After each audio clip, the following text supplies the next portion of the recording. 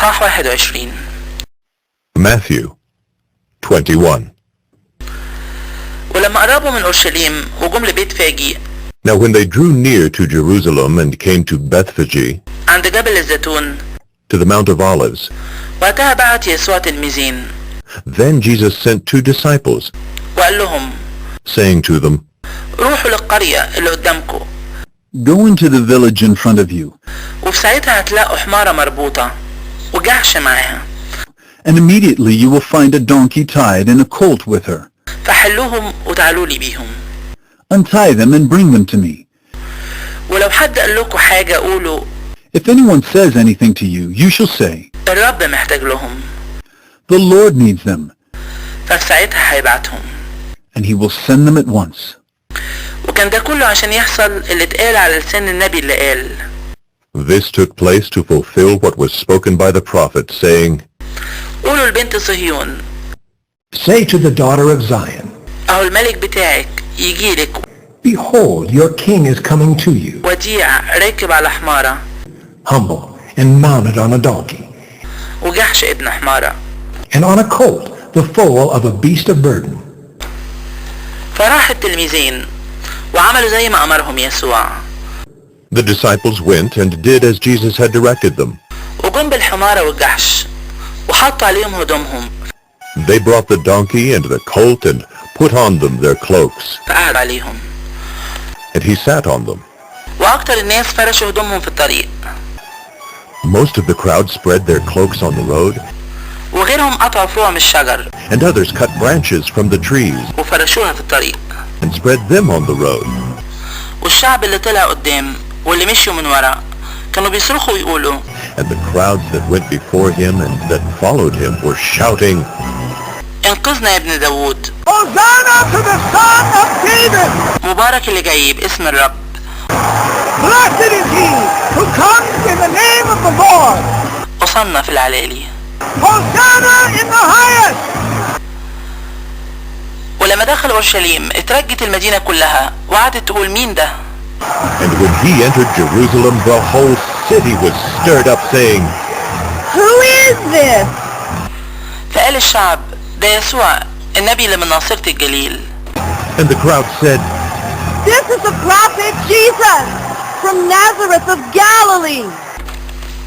ودخل يسوع لهيكل الله and Jesus entered the temple وخرج كل اللي كانوا بيبيعوا وبيشتروا في الهيكل and drove out all who sold and bought in the temple. وقلب ترابيزات الصرافين وكراسي بياعين الحمام. And he overturned the tables of the money changers and the seats of those who sold pigeons. وقال لهم He said to them, مكتوب بيتي بيت الصلاة يتسمى. It is written, My house shall be called a house of prayer. وانتوا خليتوه مغارة لصوص. But you make it a den of robbers. وطلع له عمي وعرج في الهيكل فشفاهم. and the blind and the lame came to him in the temple, and he healed them. فلما شاف الرؤساء بتوع الكهنة والكتبة المعجزات اللي عملها But when the chief priests and the scribes saw the wonderful things that he did, والأطفال بيصرخوا في الهيكل ويقولوا انقذنا يا ابن داوود. and the children crying out in the temple, اتضايقوا. they were indignant. وقالوا له And they said to him, انت سامع اللي بيقولوا دول؟ Do you hear what these are saying? فقال لهم يسوع ايوه عمركم ما قريتوا؟ and Jesus said to them, Yes, have you never read, من بق الأطفال واللي بيرضعوا جهزت تسبيح؟ Out of the mouth of infants and nursing babies you have prepared praise. بعدين سابهم وخرج بره المدينة لبيت عنيا وبات هناك. and leaving them, he went out of the city to Bethany and lodged there. وفي الصبح لما كان راجع المدينة جاع.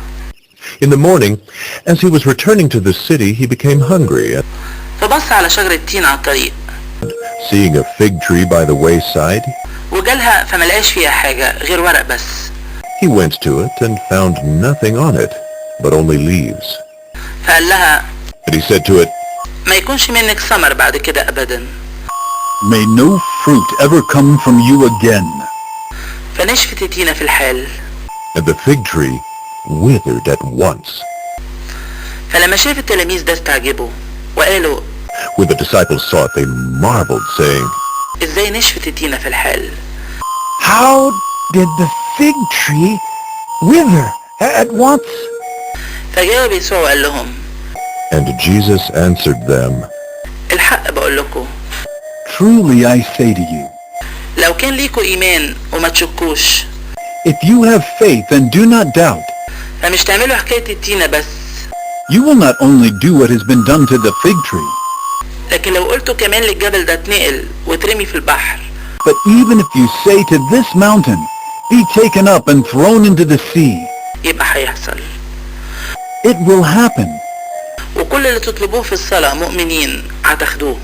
And whatever you ask in prayer, you will receive, if you have faith. ولما جه للهيكل طلع له الرؤساء بتوع الكهنة وشيوخ الشعب وهو بيعلم. And when he entered the temple, the chief priests and the elders of the people came up to him as he was teaching وقالوا بأنهي سلطة بتعمل ده؟ and said, By what authority are you doing these things? ومين اداك السلطة دي؟ And who gave you this authority? فجاوبهم يسوع وقال لهم Jesus answered them, وأنا كمان أسألكوا كلمة واحدة. I also will ask you one question. فلو قلتولي عنها And if you tell me the answer, أقول لكم أنا كمان بأنهي سلطة بعمل ده. then I also will tell you by what authority I do these things. معمودية يوحنا كانت منين؟ The baptism of John, from where did it come? من السماء ولا من الناس؟ From heaven or from man? ففكروا في نفسهم وقالوا and they discussed it among themselves, saying, لو قلنا من السماء يقول لنا أمال ليه ما أمنتوش بيه؟ If we say from heaven, he will say to us, why then did you not believe him? ولو قلنا من الناس نخاف من الشعب. But if we say from man, we are afraid of the crowd. لأن يوحنا عند الكل زي نبي. For they all hold that John was a prophet. فجاوبوا يسوع وقالوا ما نعرفش. So they answered Jesus, We do not know. فقال لهم هو كمان and he said to them, ولا أنا أقول لكم بأنهي سلطة بعمل ده. Neither will I tell you by what authority I do these things. فاكرين إيه؟ What do you think? كان إنسان عنده ابنين. A man had 2 sons, فجه للأولاني وقال and he went to the first and said, يا ابني روح النهاردة اشتغل في غيط العنب بتاعي. Son, go and work in the vineyard today. فجاوب وقال مش عايز. And he answered, I will not. ولكنه ندم في الآخر وراح. But afterward he changed his mind and went.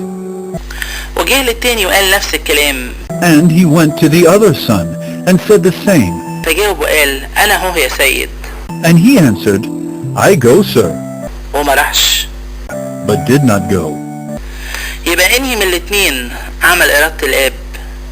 Which of the 2 did the will of his father? قالوا له الأولاني. they said, The first.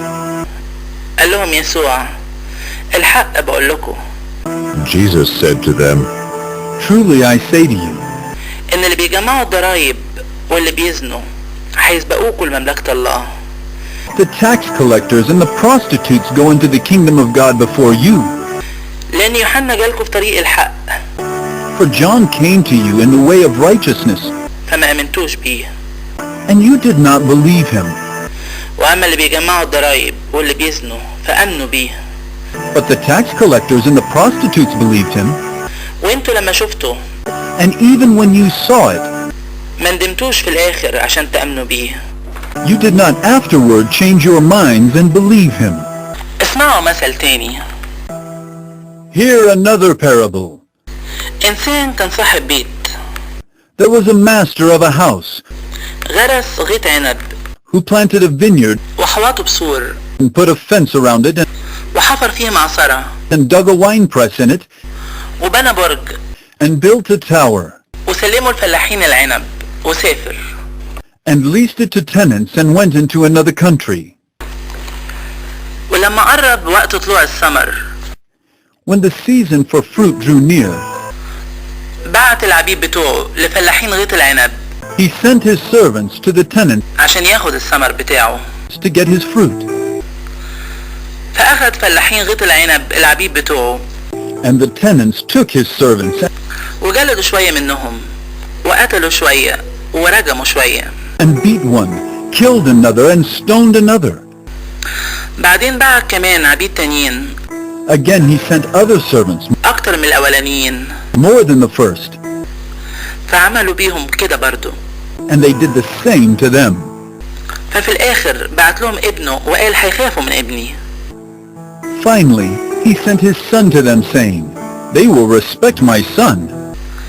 وأما فلاحين غيط العنب قاموا لما شافوا الابن But when the tenants saw the son, قالوا بينهم وبين بعضهم they said to themselves, هو ده الوريث، "This is the heir. يلا بينا نقتله Come, let us kill him وناخد الميراث بتاعه. and have his inheritance." فأخدوه خرجوه بره غيط العنب And they took him and threw him out of the vineyard وقتلوه. and killed him. فلما يجي صاحب غيط العنب When therefore the owner of the vineyard comes, يعمل ايه بفلاحين غيط العنب دول؟ what will he do to those tenants? قالوا له They said to him, الأشرار دول يدمرهم دمار وحش "He will put those wretches to a miserable death, ويسلم غيط العنب لفلاحين تانيين and let out the vineyard to other tenants, يدوله الثمر في أوقاته. who will give him the fruits in their seasons." قال لهم يسوع Jesus said to them, عمركم ما قريتوا في الكتب Have you never read in the scriptures, الحجر اللي رفضوا اللي بيبنوا the stone that the builders rejected هو بقى راس الزاوية، has become the cornerstone? من عند الرب ده كان، This was the Lord's doing, وهو عجيب في عينينا. and it is marvelous in our eyes. عشان كده بقول لكم Therefore I tell you, إن مملكة الله هتتشد منكم the kingdom of God will be taken away from you وتتعطي الشعب يدي الثمر بتاعه، and given to a people producing its fruits. واللي هيقع على الحجر ده هيتدغدغ، And the one who falls on this stone will be broken to pieces. واللي هيقع هو عليه هيفتفته. And when it falls on anyone, it will crush him. ولما سمع الرؤساء بتوع الكهنة والفريسيين الأمثال بتاعته when the chief priests and the Pharisees heard his parables, عرفوا إنه اتكلم عليهم. they perceived that he was speaking about them. ولما كانوا عايزين يمسكوه And although they were seeking to arrest him, خافوا من الشعب they feared the crowds لأنه كان عندهم زي نبي. because they held him to be a prophet.